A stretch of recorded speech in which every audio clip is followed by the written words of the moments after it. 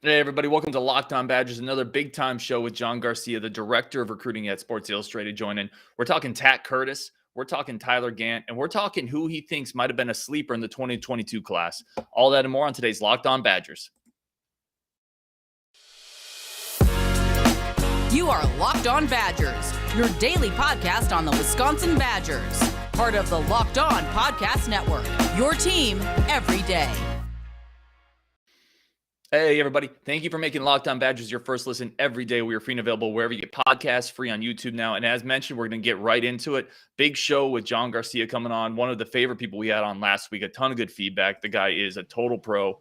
We have him here because he knows what he's talking about. Our job is to get smart people on the show and get out of the way and let them talk. So, John, man, thanks for coming back to the show. We're excited. I'm very humbled by your introduction, my guy. I appreciate you.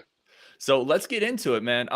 The first guy I want to get into is Tackett Curtis. So this is not a class where Wisconsin is in on what I would call a ton of blue chip 4- and 5-star kids.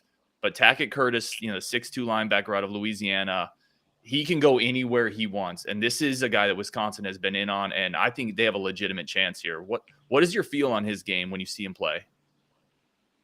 This is just a ferocious human being. I mean, there's really no other way to put it. I mean, this is as physical a linebacker safety hybrid as you're going to get in high school football, within the legal ramifications of being physical. Tackett, flirts with that more times than not. And that's okay. That's what you want from a developmental standpoint. But this is a downhill, explosive athlete that makes an impact on impact, to make a little bit of a pun there. I mean, this is just a fun player to watch, a destructive force who projects at the linebacker position, 6'2", 6'3", over 200 pounds.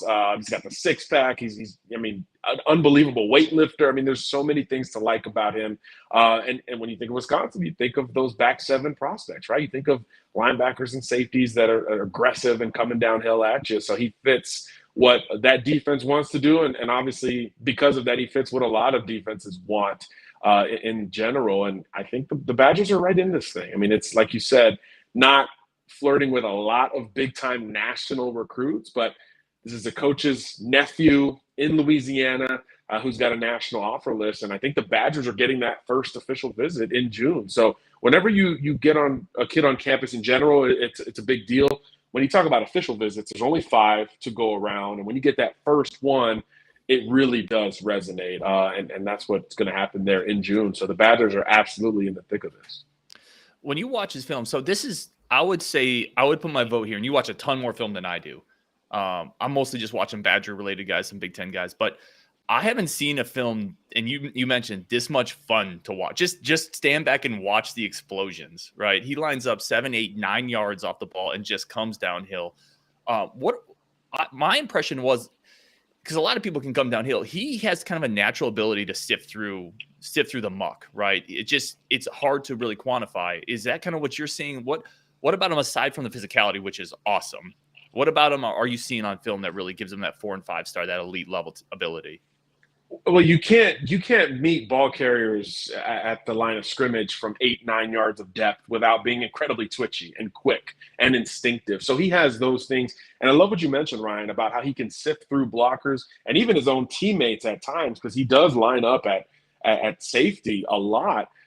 It's really like a Troy Polamalu style of navigation downhill. He's bigger than Troy was. I'm not going to give him NFL pedigree just yet, but you see some similarities on just that attacking style that's almost positionless. We used to watch Troy line up at safety, linebacker, come off the edge, play nickel. And I think that you've got some similarities here in Tackett's game.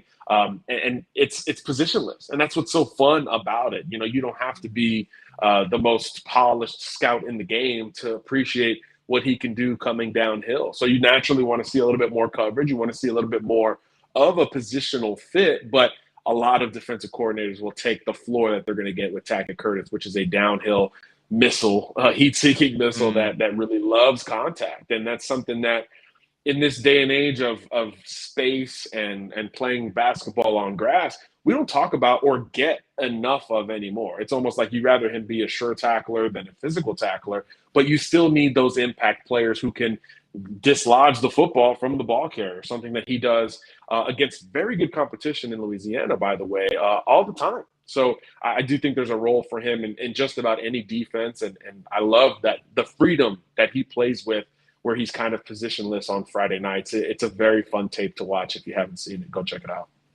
And I like what you said there, basketball and grass, because that's really where football's evolved to. Even in the Big Ten, we've seen more of that, right? The Big Ten is still a little smash mouth, but Tackett probably gives you the ability to come downhill, but also get into space against, because again, if we're talking Wisconsin recruiting here, one of the biggest issues Wisconsin has had is matching up with athletes in space against Ohio State, matching up against athletes in space against, I mean, they can match up in the trenches when Wisconsin's good against anybody, right? Is this a guy that gives them the ability to finally start matching in space?